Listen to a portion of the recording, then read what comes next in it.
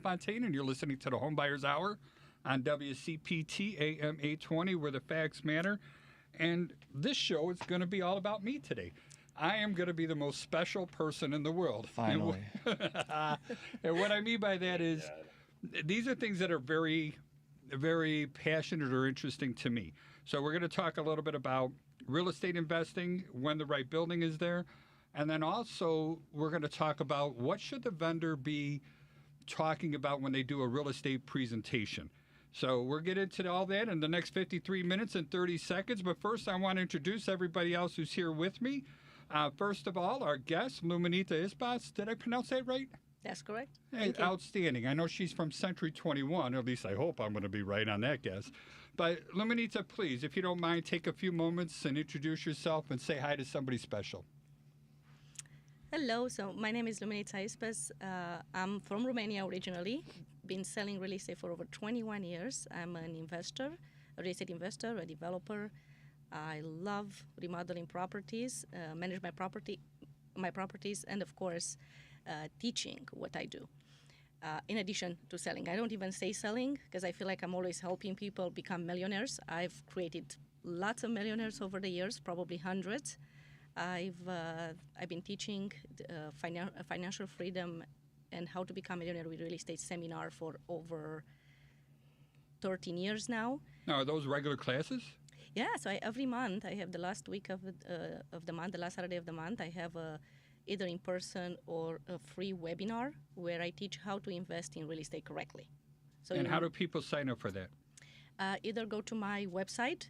I have a meetup, but usually if you go to my website or reach out directly to me, I'll add you to my email list of invitations. Sounds good. And give us your contact information, please.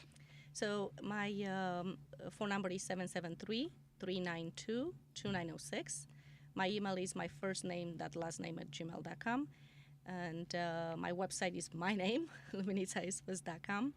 I'm on Instagram with my name, YouTube, LinkedIn, and any other social media you're thinking.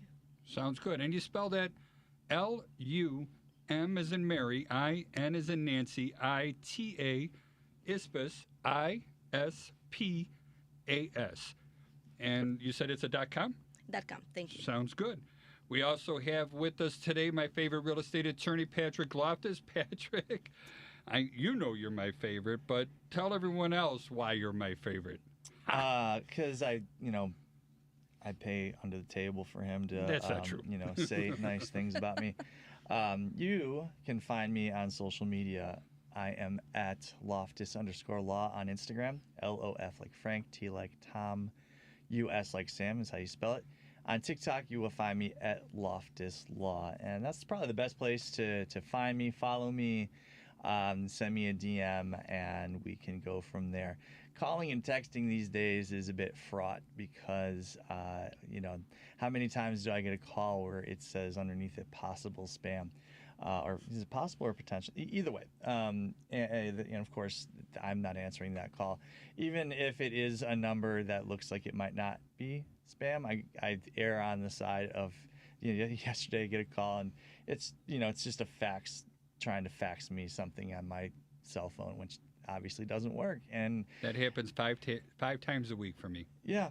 Yeah, and I block every number every time. You just can't win. You can't block every number because they're spoofing the numbers, right? So they can make it look like they're calling from any number, and so whenever they get to a point, the scammers, that is where they're not getting any traction, they switch tactics and then they get some more traction. So we're always going to be, there's always gonna be some new scam, and I guess I welcome, as long as it's something I can just sort of go, well, that's annoying, and it's not actually taking my stuff, my money. Then I can just come here and complain about it to the tens of our fans. And anyways.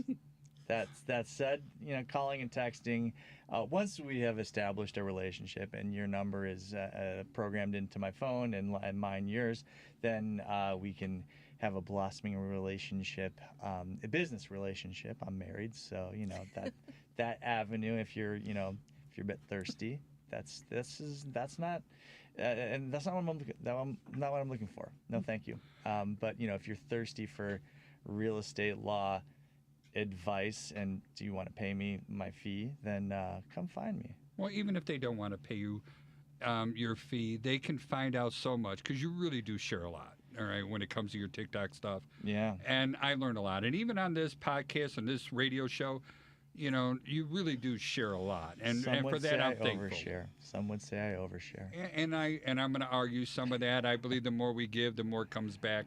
I'm a karma guy, and that's why you're my favorite. Yeah. And then I also have another guy that's opening up his own education. And I think everybody's really getting to the point where the more you share, the more it comes back to you tenfold, all right, especially when you're not looking at anything in there.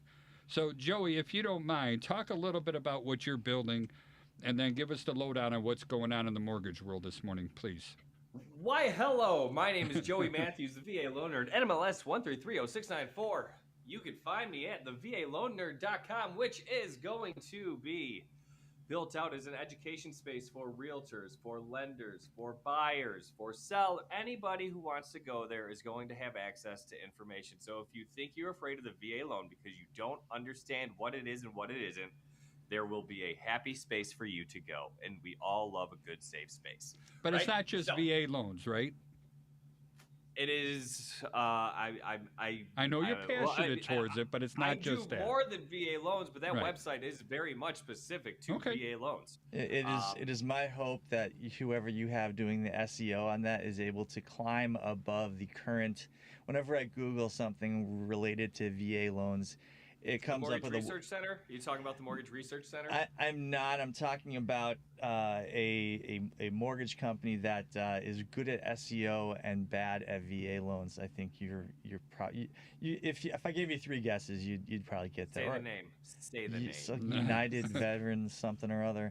No, that's their DBA. That's their doing business as name. Veterans their United, actual name right? is the Mortgage Research Center. Yeah. Look it up. They are a company that preys upon the pride of being a veteran, the United word, like the United States, people like that word. So it's predatory in my opinion. They are terrible, and I don't care who knows it. Mortgage Research Center. So that's them. Okay, I'm glad you're saying it and not me, so I don't have to be a defendant in that libel lawsuit. I don't care. I mean, if you speak the truth, then you're good. I keep receipts. But anyway, I want your website to be higher up on the results than that other website, because in my opinion, that will mean that people are seeing you. They're getting better advice on VA loans, and that in and of itself would be such an influence for the good to get the good, correct information out there about VA loans. No, Patrick, did you know that only 3 out of 10 veterans are aware that they can buy a home with no down payment? That's just tragic, and Joey, I think that's the kind of thing that you and you've turned me to the good side. I used to be on the side of evil, where I'm like, VA loan, and government loan, you through your powers of education and persuasion have brought me to the side of the light, and I am now not only an advocate, but I'm an evangelist for the VA loan. Every time I learn something new, like last week, Joey, we talked about that there is no actual credit score requirement, and if you're savvy and have the right resources, I mean, you can go to the depths of the with the right borrower, you can go to the depths of the make it happen. Of the credit score and still make that loan happen. And to be able to borrow with zero down, and to be able to let the public in on the secret that when an offer comes in with a VA loan and it's 0% down, that's not a negative thing to take into consideration. That is at best neutral and probably a positive thing. To the tens of people that are going to hear this, hear it, internalize it, and then go tell someone else or 2 or 3 people. We need this information to be out there and more broadly understood, like Lumi just said. And the best part, you can buy with a VA loan up to 4 unit building. I've seen so many veterans, and I've sold so many 3 and 4 flats to veterans where they end up living for free because the rest of the units pay entirely the mortgage and expenses. Listen up, people. You ever want That's to actually a good live for transition. free? And Joey, can you buy more than 4-unit building with a VA loan? Is that possible? Is it? Well, it is. It is. Oh my gosh, there's 2 things here, right? Okay. So if you are a veteran by yourself, you could buy a 5-unit building as long as 1 unit is commercial. It is not counted towards the value of the property, and the other 4 units are residential. So like a taxpayer, right? That you could do that. Technically, if you are a veteran and you're doing a joint loan, you could buy a 7-unit building with 2 living units, 2 commercial units. It goes wild. Ooh, I just learned another new thing. I love it. 7 units. It's just the Yes. knowledge. It's knowing that you could do it is the key. I love it. I love And the it. fact that you can buy a mixed use. This is amazing. Do you have to use the commercial for your own business as an owner-occupant or not? So you're allowed to, but because we cannot use the value on the appraisal, it really doesn't matter because we're not going to be generating income from it anyway. So as That's long awesome. as the 4 units by itself make up the value of the purchase, you're good to go. Wow, amazing. All right, Charlie, you wanted to transition us to another topic. Well, didn't she you? brought in about the 1 to 4 investment and people living there for free. And that's part of what we were going to talk about today is purchasing an investment property. And Luminita, I'd love to just listen for a little bit. Tell me, how do I find the right building? Oh, that's for a great me? question.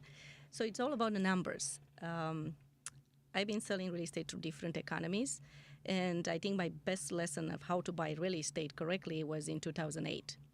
Because That's like the hardest time to buy. That was when the whole crash was going on. It depends. that's correct. It but was maybe the best time to buy, Good but point. Buy most low, people sell were high. not Right. able to. But I had to learn why people were losing properties, right? Because I was working with short sales, so I still do short sales today, and I was seeing why they were losing their properties. And of course, we were setting foreclosures. And I've realized there were very few 3 and 4 unit buildings that were going to foreclosures.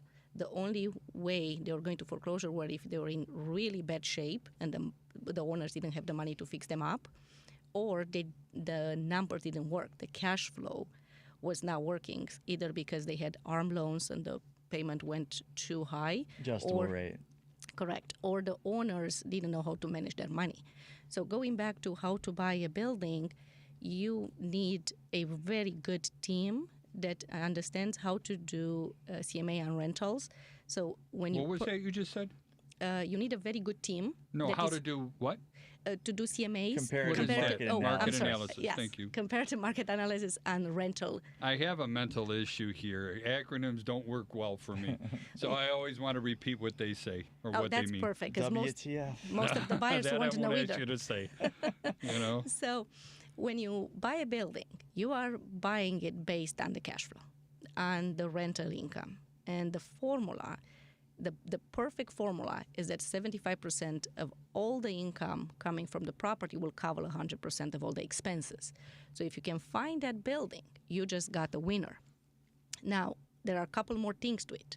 If the building is very old, like I said, you can still lose it if you don't have money to fix it. So Joey here can tell you that there are a couple loans available. They are purchase plus renovation loan as FHA 203K or conventional with renovation portion. So you can still buy with as low as 3.5% down FHA, purchase plus renovation. And what you do, you upgrade the building, upgrade the envelope, the exterior, right, whatever you need to do, and also interior. If you can add bedrooms, bathrooms, features like washer dryers, central air, then you increase the value of the rent. So the more you can increase the value of the rent, the more cash flow you're going to have. Is there a place where I could find what the average rents per neighborhood are, or is this something you can do So if somebody wants to coach? very good question. Usually it's realtors that they will do it for you because unfortunately the websites, the information that's on our websites is not always correct. They use algorithm, right? And let's say 2 buildings next to each other. One has a 3-bedroom, 1-bath unit. The next door is 2-bedroom, 1-bath. It is going to give you a very similar rent. But let's say the 2-bedroom was completely renovated, has washer dryer, has central air, it looks spectacular, it has more square footage than the 3-bedroom, rent might be actually higher than the 3-bedroom. So that's why you have to measure the feature and benefits of every unit, and you need somebody that knows what they're doing to do that for you. Yeah. Moreover, you will find every building is going to have its own, characteristics in terms of who owns it. So, for example, if you have a mom and pop landlord that maybe own 6 doors, 6 units. I know we're cool. We're going to use the lingo. They're going to have a different. They're going to have different requirements. What they would need to get out of the building is going to be different than if someone is managing 150 doors. Okay. Correct. So for the smaller one, the cash flow is going to be more important than necessarily the larger landlord, who's going to be able to afford. Perhaps they're going to have some percentage that are vacant, just rolling over as time goes. Whereas with a 6-unit building, you are likely to, and if that's your only building, you're likely to not want to rock the boat. And over time, those buildings will have, the rents won't go up, and the market will have increased. And those are actually good opportunities for someone that wants to come in and buy. And I'll let Lumi kind of talk about why those are good opportunities. But if you're going to use those to compare what market rents are, you're going to come up with a figure that's not going to be representative. Absolutely. And especially the last 3 years, rents have gone up at least 20%. And you have tenants in place 3 years ago that were already under the market, that they are so under the units are so under the market compared to where the rent is today. So if you look at buildings that have not been renovated in a while and that have long-term tenants, their rent could be 60 cents at the dollar. So that's why it's so important to understand what is the current rent. And if you do remodel a property when you buy it, number one, you are going to rent it to the top dollar. So now you can afford not to raise the rent for a few years, because you've already rented, it's kind of like the new car out of the lot, right? You get top dollar when it's brand new, when nobody lived inside. And now these tenants are going to be there for a while. Number two, very little management. You just put in new appliances, new furnaces, new windows, new plumbing, electric. What's going to happen, right? Like very little management. So easy to self-manage, not to hire anyone. Number three, you have a property that has increased in value tremendously. So just because the rents went up. Well, the rents, and you didn't even renovate it. So when you renovate something, right, you bring it up to today's standards. Plus, as you said, an investment property, the value is calculated 2 ways. One based on the comparables, second time based on income. So the more you increase the income, the more the property value goes up. And because we are talking about that, when you remodel something, my advice to anyone here is to separate utilities. In business, we all know the way to make money is increase revenue and decrease expenses. Mm-hmm. So for a building, when you decrease expenses, when you separate utilities, the monthly cash flow will explode. Because let's say we just bought the 4-unit with heat included, with an old boiler. Rents $1,000 each. Now you added a bathroom, maybe laundry, AC. You put a couple $100,000 in the building, and the rent doubles. Now you're asking $2,000 per unit. You are renting it. You went from $4,000 to $8,000 per unit, but in income. But the best part, your gas that you are paying maybe $500 a month just went to zero, because everybody has washer, dryer, hot water tanks, and furnaces in the unit. So your cash flow didn't go up per month just $4,000. It went up $45,000 because now you're not paying the heat. So this is the best way to increase your cash flow and increase the value of the property. Yeah, that makes a lot of sense. Now, Joey, I got a question for you. I want to do everything that Lumi just talked about, but I don't have any money in my pocket other than, I've got a good job, my income's stable. I can qualify for a loan to purchase this property, but I want to purchase it, I want to renovate it, and I want to follow Lumi's game plan. What do I need to show you? What do we need to do between you and I being the buyer, you being the lender? How am I going to do this with someone else's money? You're talking about the reno loan, right? Well, yeah, like a 203K. When you say no debt, Okay. you Yeah, know, when you said no money, I was like, well, you still got down payment. well, brother. sure, okay, but you tell me, educate me. You're the guy who's going to tell me what I can and can't do and how I'm going to do what I can do. Well, actually, the beauty of this is we have Charlie on right now. And Charlie used to be a FHA 203K contractor, right, Charlie? I did. I am no Yep. longer registered with HUD to do that. No longer, but it's a I've done good, enough. person to have in the studio, right? So one of the things that we use is on the rental loans I've done, we've always gotten the appraisal done without a full spec and plan. So we work off of just the budget, what they are telling the appraiser they're going to be doing. So we use those numbers to figure out how much this is going to cost. Funds get held in escrow, and then as work is completed, they get released to whoever the contractor is for the amount of work that was actually completed. On Charlie's side, he can tell you a little bit more about how the scope of work, I guess we would call it, right? Gets knocked out. But on the lending side, yeah, we want to make sure that the value of the house is going to be there with the work completed based on what they're saying they're going to do. And then funds get held in escrow and released as work is done. It's very similar on my end to how a construction loan will work, but on a smaller scope. So let me back up for a moment, because I think I understand what you're saying. Is basically I'm going to borrow the amount to buy the property plus the amount to do the renovation work, and Correct. I totally understand that. Let me back up though, because you brought Charlie in, but I'm not sure I'm fully understanding where he fits in the picture. So I've identified the property. I go under contract. Is it at that point where I would engage someone like Charlie? I think they're called a HUD consultant. Mm-hmm. And then what is Charlie's remit? What is he meant to do in that process? You want me to answer that, or Sure. you want to do Yeah. it, Joey? Oh, you can talk I for a will little prefer bit. Charlie answer that because I have no idea what you do other than get stuff back to me. So All right. there is something, Joey, you and I have talked about the minimum property requirements, and then there's a lot of other stuff that, they throw in the universal health and safety, right? And when we go in there as a consultant, the first step we're supposed to do, and even though they don't want us to do an actual home inspection, and I throw the malarkey flag at that one. Thank you very much, Patrick. And I got it here in front of me.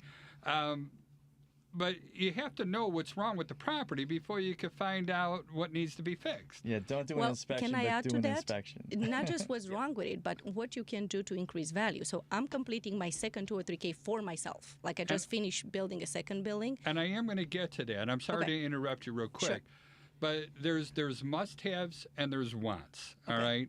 So the first thing that you have to do is the priority, the health and safety. If we're broken windows, missing handrails, the furnace isn't working, we got to have those necessities in there. That's got to be done. And I guess I should back up. There's two things I need to know. I need to know the as-is valuation from the appraiser, and I need to know the after renovation value from the appraiser. I got to know how much money I got to work with in there. So then I start putting price tags on the must-have dues, and those have to be done first, if they can. I mean, obviously, sometimes we have to wait for other things. But then when it comes to what Luminita is saying, if it's talking about adding, nicer countertops and cabinets and putting higher end in there, we can do it, but we can't exceed, well, we can with insulation and energy efficiency. We're not supposed to exceed the after renovation value of the property, although you could go 10% over that if it's all has to do with energy efficiency stuff. But then we're talking blower doors and a bunch of other stuff that comes with it. And the biggest problem with that is working with different contractors, because it's, if anybody's watched any of these home renovation TV shows, 2/3 of the way through it, oh my God, we got a big problem and we're going to eat into our contingency. Well, the biggest problem I had with these contingency funds is the contractors wanted to eat those up right away. They wanted to empty those down. And I was a big jerk about it. And I would say, no, we're doing that last. Everything else gets done first. You want to spend more, you eat it and you wait, plain and simple. And we're just not going to do it, because then all of a sudden they run out of money and the contractor's not going to get paid anymore. And I got no money to hire somebody else. And that's what, they sit here and offer a low price knowing that they're going to get you on the change orders. And there are no change orders with the 203K. Absolutely. So, Luminita, if you want to add to that, please. Oh, you describe it perfectly. And what I usually do, I look at when I buy these buildings. So I bought two for myself, one in 2013 and one early last year. And I'm just completing it now. And that's because of contractor problems, as you were saying, and things that happen. But however, now it's finally completely done. Yeah. And there's always going to be a problem. Oh my gosh, always. What I tell my clients, I've got construction experience, and both in actual being in construction as well as being on the law side of things. And my experience suggests that expect problems, number one. Yes. Expect it. Know that it's going to happen and have ready. Extra reserves. You're gonna get a phone Yes. call at some point during the process that you wish you hadn't got. So that's number one. And then number two is however long you think it's gonna take, times two. Correct. Yep. Times to it, because Twice as much money, twice as much time. especially if you're in the city, that's just how it is. Contractors be contracting.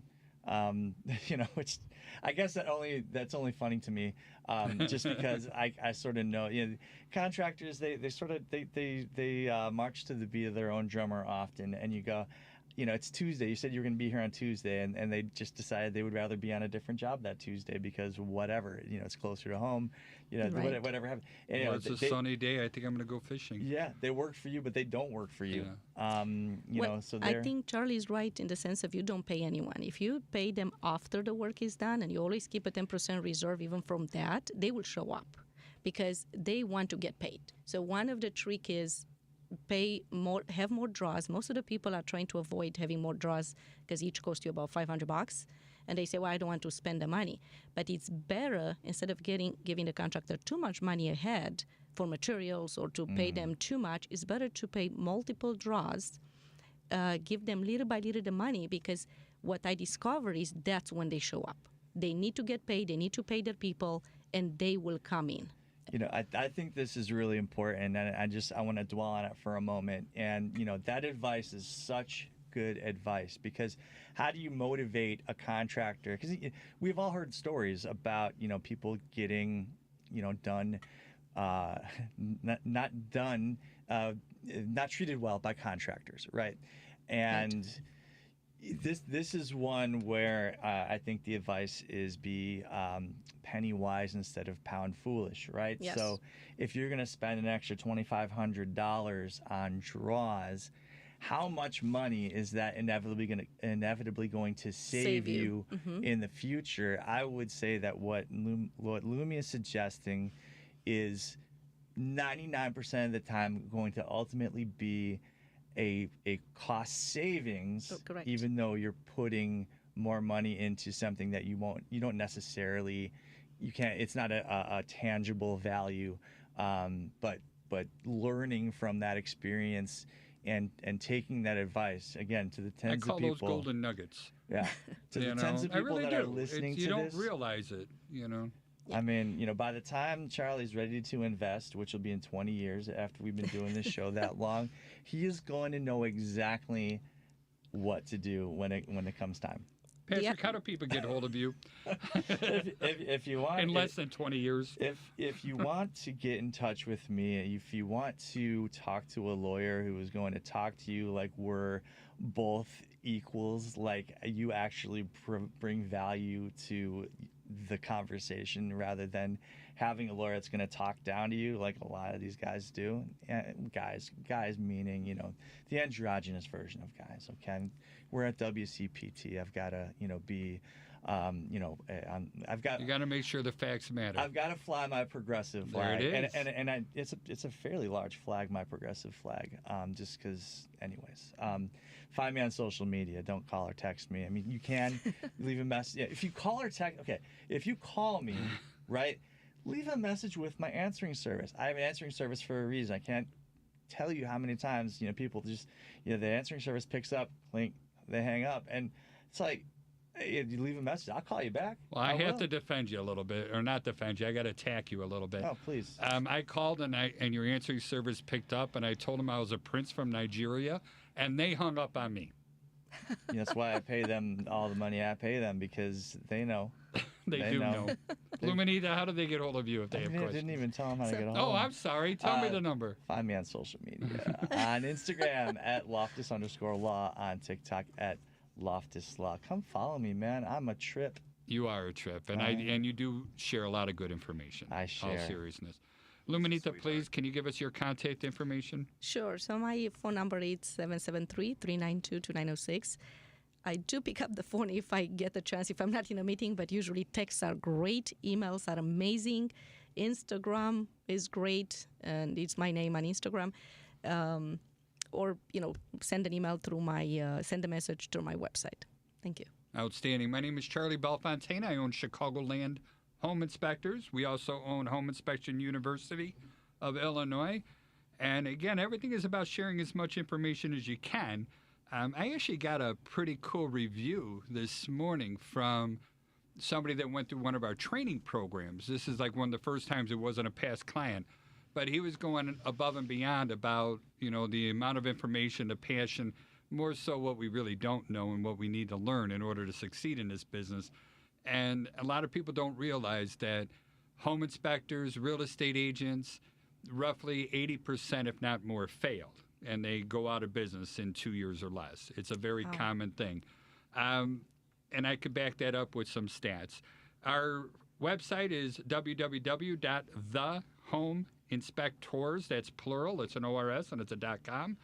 And the school site is HIUIL.com, Home Inspection University, Illinois.com. And Joey, I want to hear your contact information.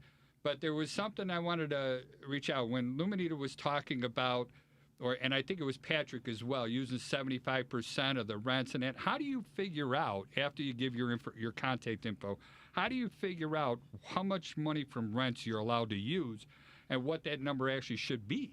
Because you're the gatekeeper of the loan, right? Right? Kind of. All right, so Joey Matthews, VA Loan Nerd.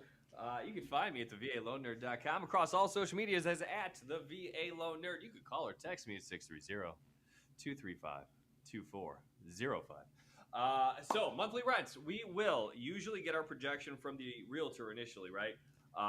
But there is something that is added to the appraisal. It is called a rent roll, a 1007 report. And they, along with obviously the information they're receiving from the realtor for future comps for the as improved property value, they will then use an as improved rent roll, right?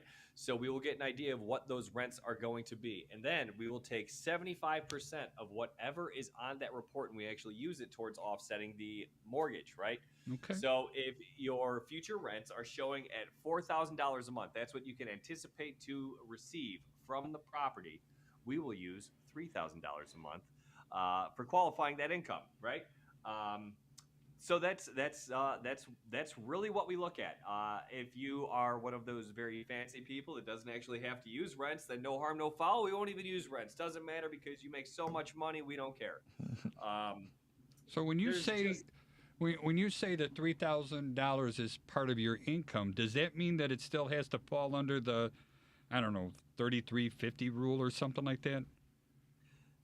So that is a guideline for investing, right? You want to that's not like a rule on the loan side, unless you're talking about debt ratios right now, the 3350. So I imagine that's what you're talking about. Okay, so yeah, if we don't need the rents because your debt ratios are good to go and we're flying through automated underwriting, then we don't need to worry about it, right? And it also reduces your reserve requirement because if we're not using rents to qualify for income purposes, then we don't have to use reserves either. What reserves are additional funds that you have in the bank on top of the funds that you are using towards closing, right? So if you need 6 months of reserves and your payment is at $4,000 a month, how much do we need? We need $24,000 in reserve. That can be satisfied by a 401k. That can be satisfied by an IRA, a checking savings, a CD, any money that you could technically have access to, right? A brokerage account. That's what I use.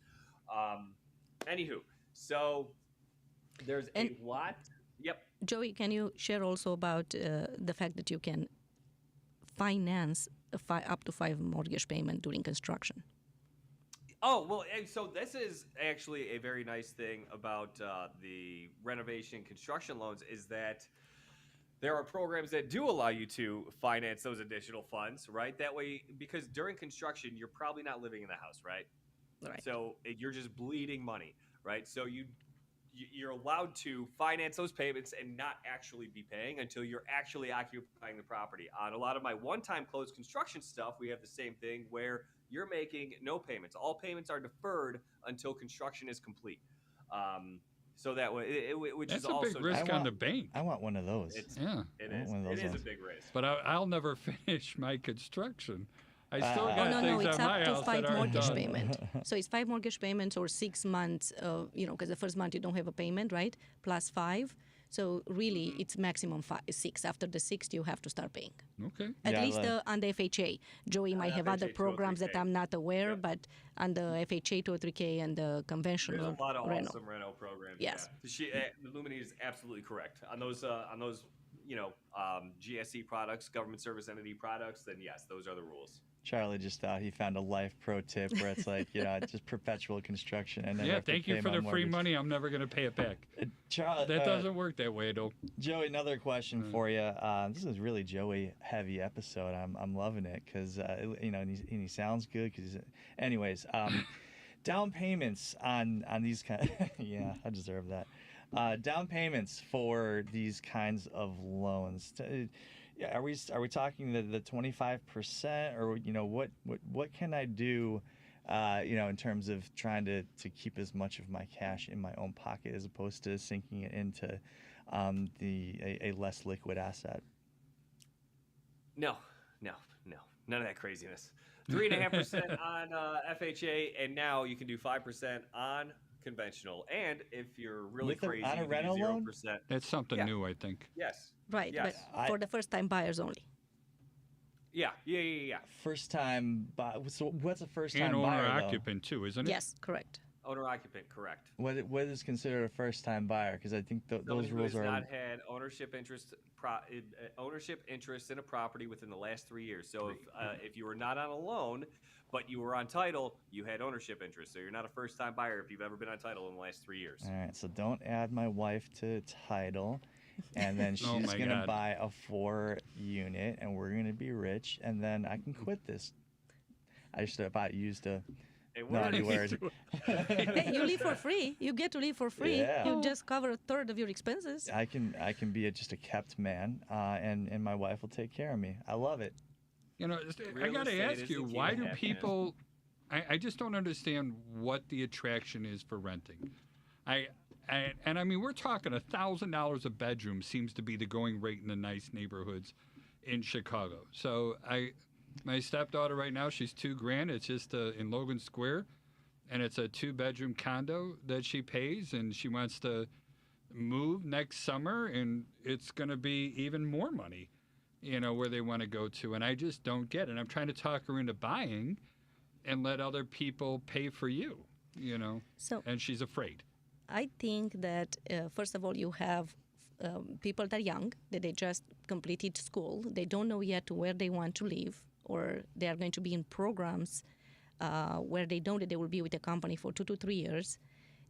Or if you have people that move in town, you have people that don't know the neighborhoods yet. They don't know where to live. You have people that think that they will have more freedom if they rent, and they have more control because they don't have to fix up their property. They don't have to upkeep a property. And then they think that they will invest more money in the market if somehow they control the rent, which, as we know, it's actually worse.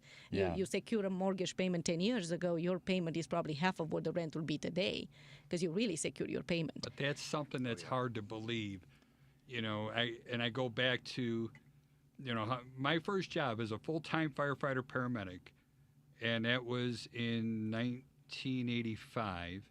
I was making $14,500 a year. Wow. All right, $14,500 Wow. a year as a full-time firefighter paramedic.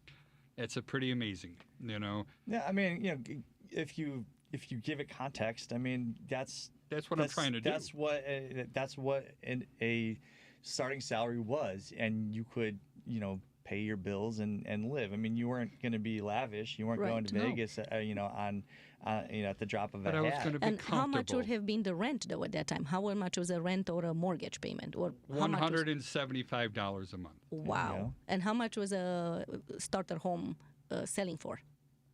My first home I bought in Elmhurst, Illinois, was just under 100,000 at 18% interest. Wow. And how much was the mortgage payment? Do you About remember? 1,000, Oh wow. and that included escrow and everything else. It was Yeah. 1,000 Gotcha. a month. That's, I mean, for that time. But I was making more. Right. You know, What do you think that house will go for today? Any idea? I'm going to guess somewhere in the sevens. Yeah.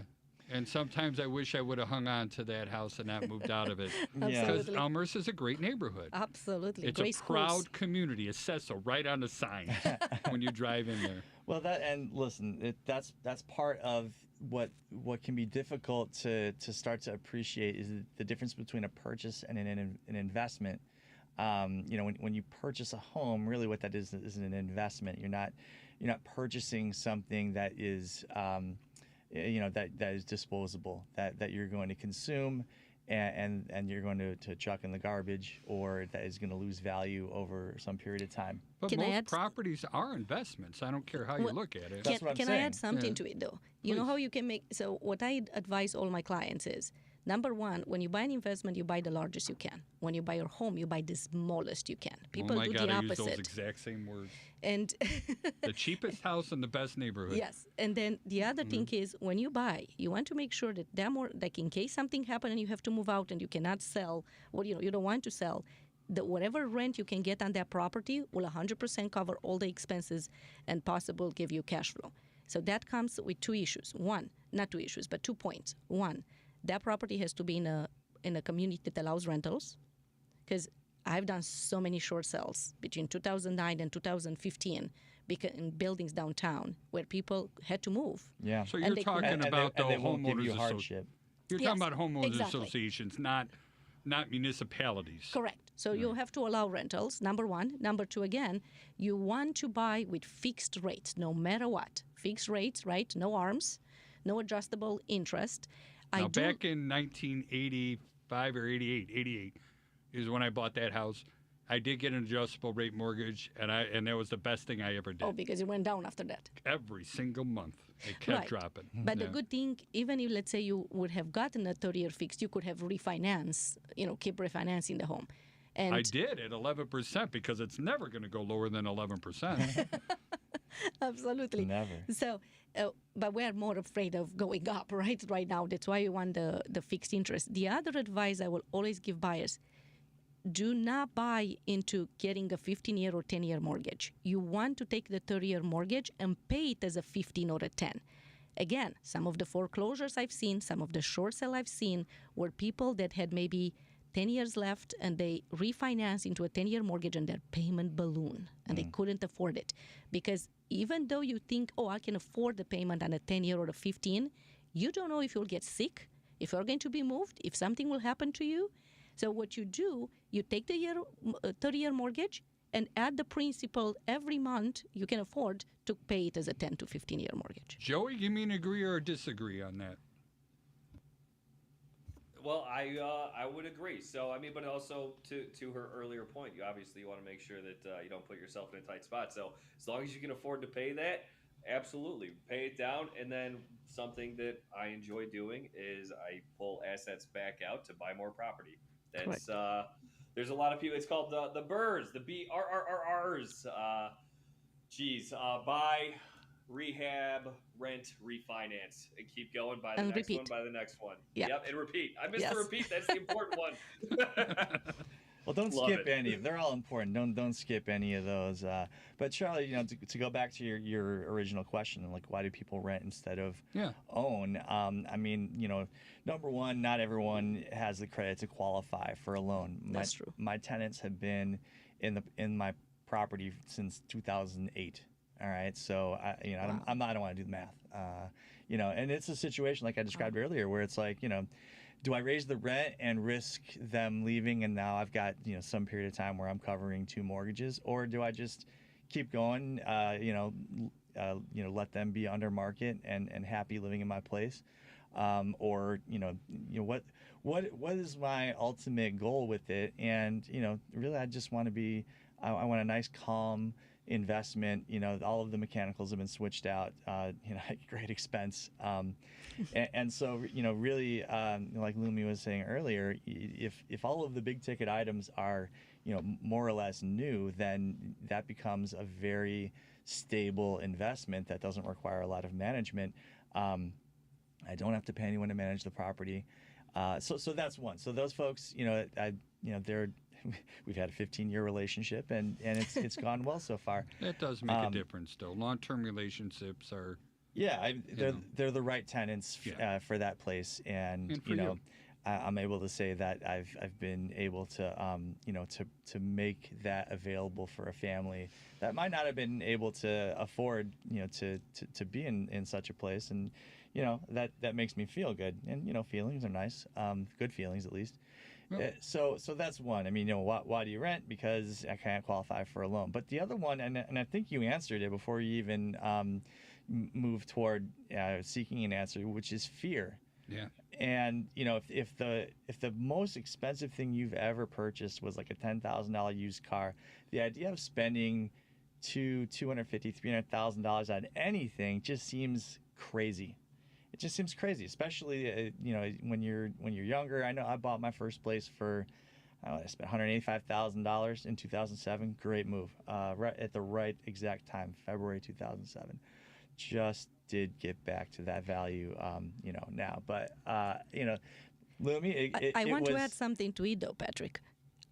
I'm sorry, I didn't want to interrupt you. Go ahead, finish. Because I just realized you didn't finish already. Yeah, absolutely. So, one thing you said was, come heck or high water. I think I can say the other one, but whatever.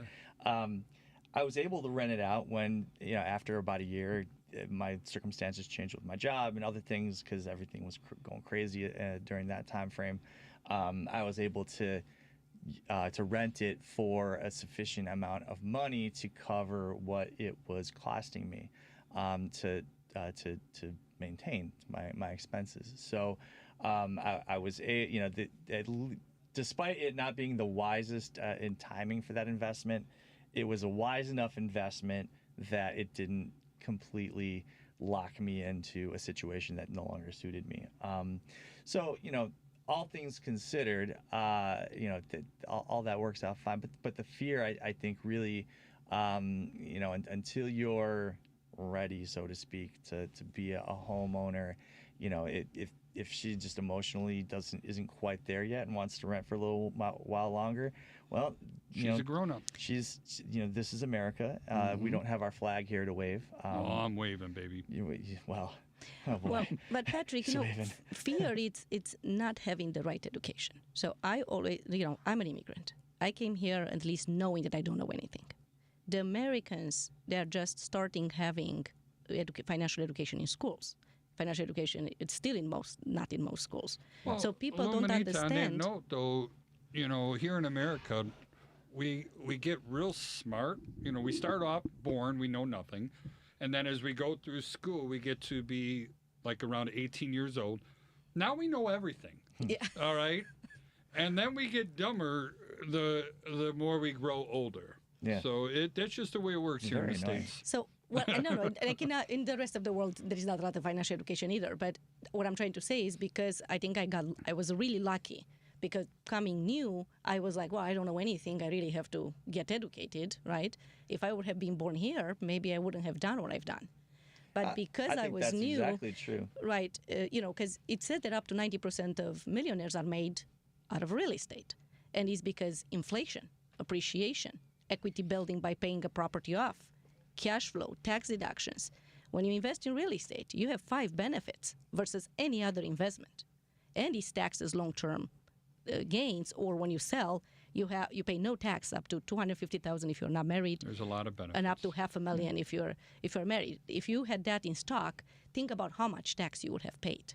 Or any other lower business. your income by your insurance, your interest, right. your taxes, everything else. It's very difficult to live in my stock portfolio. Right. Every time I knock on the door of one of the companies I hold, they just go, yeah, we'll invite you to the shareholders meeting in New York, but that's as much as they're offering. Whereas my home, I get to, I can just sit on the couch all I want, and the home just says, hey, cool. Right, and that's why I started teaching, seminars 17 years ago about real estate, to just educate people on how many benefits and how it's a forced saving. Because over 60% of the country lives paycheck to paycheck, so you cannot save money. But if you live in an investment in a 3-flat or in a house, you have to pay your mortgage. So you save, you pay that little principal, which is a forced saving, month after month after month, no matter what happens. Again, increase your income or decrease your expenses. Correct. Or do both. Yep. All right, and it's kind of what you're talking about there is getting rid of those expenses, And everything on building wealth, the way I understand it was taught to me, I give special thanks to my brother-in-law, you have to have savings, all right? You really Yes. shouldn't be without savings. I think you call them reserves, or Joey did, and then property is huge and investments. So, whether you're an earned income or a business income, and that's another thing a lot of people don't realize. When you're an earned incomer, they take your taxes out first. Yeah. When you're a business incomer, you get to spend everything. It's that it's related to business, but you do. And I have. And then the IRS goes, send me, and I go, what? Oh, right. There's. And then your mortgage guy's like, yeah, just so you know, you make about $1,000 a month, so I apologize for the misunderstanding. Yeah. But when you have investment, though, you get the depreciation added back, so you can yes, you do. qualify. What's a savings? Can someone? How is that? What is a savings? It's the money that you don't spend every month, and you just leave it in an account. I don't get it. It makes a little bit of interest. Do not understand whatsoever. Well, on that Brokerage note, I account, think, that's what it is. Joey, I'm going to have you start. We got 2 minutes left, and I still want to give out contact information for everybody. If you don't mind, give us a Nah, I start. told you how much I spent on that duvet, so. Joey Matthews, the VA Loan Nerd. You can find me at thevalonenerd.com, across all social medias as at the VA Loan Nerd. You can call or text me at 630-235-2405. Is that VALoanNerd.com? Is that going to be the school site? Yeah. It's right now it's just a redirect to my loan application page, but as soon as the website releases, it will have all of my education stuff and all kinds of things. All kinds of stuff. Are you planning on a subscription for that, or you planning on giving it for free? It's going to change over time. I do Fair believe enough. eventually there will be a subscription because there will be buyers coming to it and there will be leads coming from it. So. All right. Yeah, and there's nothing wrong with giving some free and some paid. That's what I do right now. Patrick, if you don't mind, give us your contact info. Yeah, I don't have any of all that, but if you want to talk to a lawyer, just find me on Instagram at Loftus_law. Loftus is spelled L-O-F like Frank, T like Tom, U-S like Sam _law. On TikTok, find me at Loftus Law. And Luminita, please. Lumi Ispas. You can actually Google my name, Lumispas, Lumi Ispas, with financial freedom and how to become a millionaire seminars. Sounds good. And your phone number, please? 773-392-2906. Sounds good. And my name is Charlie Belfontaine. We own Chicagoland Home Inspectors. I want to thank everybody for listening. Our phone number is 312-544-9180. I'd like to give a special thank you to Devin Tingle. He's a producer of the show. And again, my name is Charlie, and